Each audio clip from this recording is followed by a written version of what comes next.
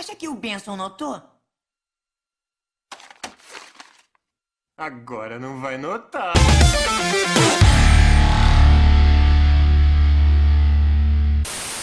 As fitas perdidas de apenas um show foram lançadas há um mês, e pensando em algum conteúdo que poderia fazer, resolvi reassistir a primeira temporada da série clássica, que por sinal, continua sendo maravilhosa, procurando alguns detalhes que talvez não tenham sido percebidos. Hoje vou apresentar alguns deles a vocês, então, seja bem-vindo ao Falando de Desenhos.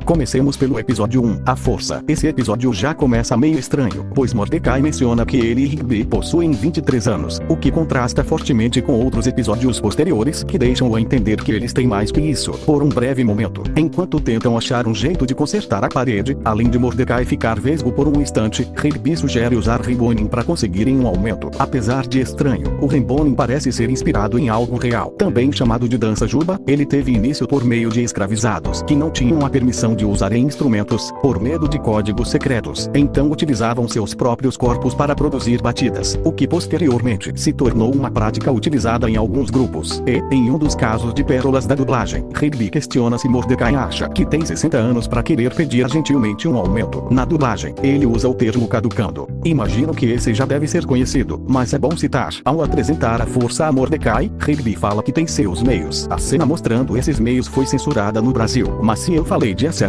da dublagem brasileira, também devo falar de um pequeno erro. Ao se encontrarem com Pairulito, Rigby sugere testarem a força para convencê-lo a dar um aumento a eles. E apesar de Mordecai sugerir mudar a letra para não chamar o Pairulito de otário, eles cantam a exata mesma letra. 7 e 8!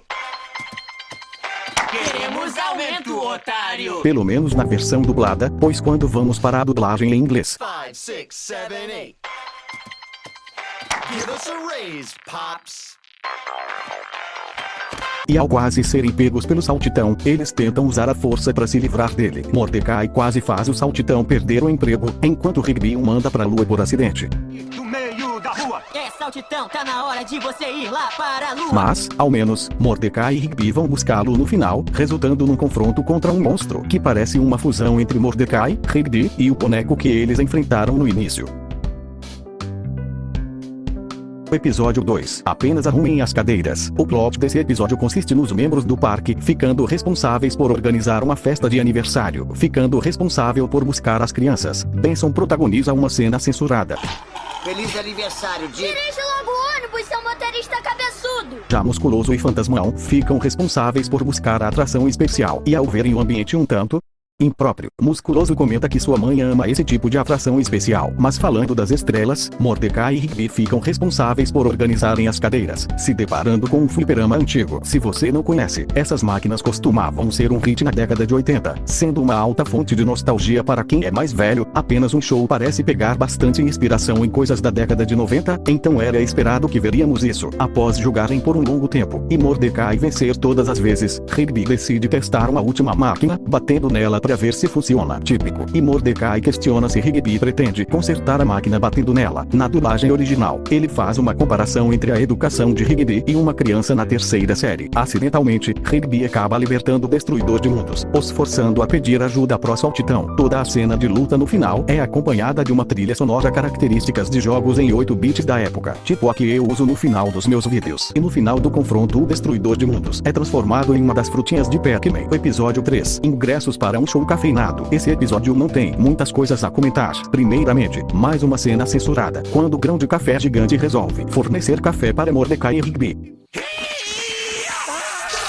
Segundo, o Jabá que fica o acompanhando nesse episódio, reaparece em apenas um show As Fitas Perdidas, trabalhando para um golfinho antes de trabalhar para ele. A sua sorte é que eu gosto de bicos femininos. E em seguida, temos alguns episódios que também não se tem muito a comentar além das referências que fazem. Socos Mortais parece ser uma grande referência aos filmes de ação da década de 80 e a moda, um tanto questionável, dessa época, sendo um episódio marcado por um estilo bem exagerado, fora a piadinha com gráficos de jogos, totalmente arregaçados, mas que ainda assim entretiam. Da mesma forma, Bolo de Graça não tem nada muito característico para comentar, tendo apenas uma censura, enquanto todos se preparam para fazer uma festa de aniversário pro Saltitão. Whoa! Skips is gonna be so surprised when he comes in and sees us totally naked. It's not that kind of party, Muscle Man. Oh. Don't turn on the lights. Fora isso, é ao menos o primeiro episódio a mostrar o núcleo de personagens do Saltitão e também mencionar sua imortalidade. O churrasco não tem nada, mas agora falando de um episódio com um pouco mais de coisa. O episódio 7, Queijo Quente de Luxo. Esse episódio já começa com uma censura, pelo menos se você assistir pela HBO. Enquanto assistem alguns vídeos, Rigby decide escolher um vídeo bem peculiar. Não chega muito perto, vovô. Por algum motivo, a palavra bolas foi censurada na dublagem. E um detalhe menos relevante é que esse episódio se passa durante o dia de folga do Mordecai e do Rigby, o que é possível notar em inglês, mas não em português. Oh, you ruined our day off. E encerrando as adaptações da dublagem, pelo menos nesse episódio, enquanto discutem sobre qual o melhor mentiroso, Rigby quase chega a falar um palavrão, o que não fica claro na dublagem. The only thing you're better than me at is being a big piece of... Inclusive, frases incompletas com possível duplo sentido é algo bem frequente nessa dublagem, o que deixa a entender que se o desenho não fosse infantil, esses dois certamente falariam palavrão pra caralho. Mas bem, o episódio como um todo parece levar um certo tom de crítica, pois para conseguirem um queijo quente o mais rápido possível, Mordecai e Rigby fingem serem astronautas, o que todo mundo acredita, até mesmo os astronautas, que se mostram figuras excessivamente valorizadas, mas que na prática são alguns dos personagens mais burros desse episódio e que parecem mais posar para as câmeras, enquanto as pessoas realmente competentes desse episódio nem são tão ouvidas. É uma crítica muito sutil da autora, porém os verdadeiros cinéfilos captaram. E como último detalhe nesse episódio, o episódio 8, Vão Embora Unicórnios. Possivelmente, o episódio mais censurado dessa temporada, se não for do desenho inteiro. Já começando com um comercial que Mordecai assiste, onde a cena de um cara, sendo quase totalmente despido foi censurada. Logo em seguida, quando Mordecai se imagina usando esse perfume, a cena original exibe várias mulheres ao redor dele. Enquanto na versão brasileira, é apenas Margaret. Ao usar o perfume, Mordecai acaba tendo um efeito levemente inesperado. Eu tô aqui. Margaret. Ai, meu Deus. Na dublagem original, o unicórnio pergunta qual perfume que Mordecai estava usando, enquanto na dublagem do Brasil, ele pergunta onde o mesmo encontrou, o que tira um pouco do sentido de Mordecai mencionar o nome do perfume. E a cena de um dos unicórnios chegando em um arco-íris foi censurada. Sei lá por quê. Aliás, já que chegamos até aqui, comenta qual a censura que você acha mais besta em um desenho animado. Mas uma que consigo imaginar o motivo da censura é o Rigby fazendo um movimento meio sugestivo, enquanto conversam sobre como ajudar Mordecai a arrumar um encontro com a Margaret. Os unicórnios mencionam se darem bem com as garotas, nos mostrando uma cena deles curtindo a vida com elas em um tom bem estranho. Aliás, é meio curioso terem escolhido justo animais equinos para esse episódio onde, mesmo sendo os seres mais desagradáveis possível, eles ainda conseguirem arrumar alguém para eles. Indo para uma clássica, a cena da taça do conhecimento também foi censurada, onde Mordecai bebeu líquido que os unicórnios deixam a entender que... Como posso dizer sem que esse canal deixe de ser pra família? O elemento que traz a vida. O problema fica pior quando os unicórnios decidem que deveriam fazer uma festa para deixar todo mundo mais próximo. A cena deles brindando foi censurada. Ao perceber o problema em que se meteu, Rigby tenta falar com os unicórnios, o que obviamente não dá certo. Mais uma censura, e é difícil de perceber, mas segundo as legendas, Benson menciona que iria matar Rigby quando fosse desamarrado. Dada a situação, os dois pedem ajuda ao Saltitão, que diz já saber dos unicórnios pelo xixi no seu gramado. Novamente uma cena censurada. E terminando as censuras desse episódio, a cena do Benson explodindo os unicórnios também foi cortada. O episódio 9, Passando um Trote. Esse é um caso onde a adaptação da dublagem salvou demais, pois aqui, ao invés de utilizarem a mesma piada várias vezes, Mordecai e Rigby são um pouco mais criativos. Hello? Hey, Benson. You got any books by Joe Mama? Who is this? Alô? Oi, Benson. Você tem algum livro do Malson? Quem tá falando? Aliás, em todos os trotes, o termo utilizado é John Mama, que possui uma pronúncia parecida com John Mama, sua mãe. Tentativa de se tornarem os maiores passadores de trote, eles decidem confrontar o mestre dos trotes. Na dublagem original, Rigby utiliza o nome falso de Stenson, enquanto no Brasil, eles traduziram para Júnior, filho de Júnior. Só que as tentativas deles dão errado, e os dois vão parar nos anos 80. Conversando com alguns manos dali, houve uma certa adaptação na dublagem. Não entendo muito de inglês, mas pelo que eu entendi com meu amigo Google, na versão brasileira, os dançarinos de rua acham que o Rigby está tirando com a cara deles. Já na versão americana, eles apenas sentem nojo. Mordecai e Rigby também encontram Pirulito mais novo. E aqui descobrimos como ele ganhou a personalidade atual dele. Foi um atropelamento causado pelos dois. Para conseguirem trollar o mestre dos trotes e voltar para o presente, Mordecai e Rigby compram uma secretária eletrônica. É o mestre dos trotes! Alô? Alô, você tá aí? Eu disse! Brincadeirinha.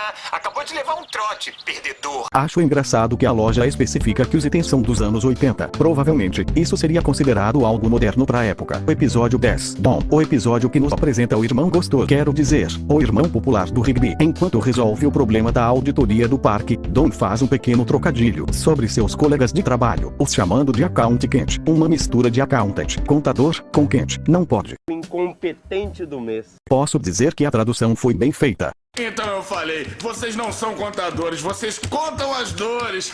Algo interessante de se notar nesse episódio é que Rigby parece ter um certo nível de nanismo comparado a outros de sua espécie, sendo bem mais similar à versão infantil de Bon, o que a ajuda a demonstrar toda a falta de maturidade e de crescimento que o personagem tinha, ficando praticamente parado no tempo. E acho que esse, talvez, seja o primeiro episódio em que vemos uma pequena evolução do personagem do Rigby, e pra mim, o que o torna, a meu ver, um dos melhores dessa temporada. E agora quero saber qual o seu episódio favorito dessa temporada. Talvez seja melhor responder depois do vídeo, mas ainda quero saber. O episódio 11, o corpo de Rigby. O episódio já começa com algo engraçado, pois a palavra tarde, usada frequentemente no episódio, foi censurada na HBO, mas ainda é possível de ser lida nas legendas. Depois de exagerar na comida a ponto de perder seu corpo, Rigby resolve continuar comendo até se encontrar com Fantasmão e Musculoso. Ótima ideia. Você parece um balde de diarreia.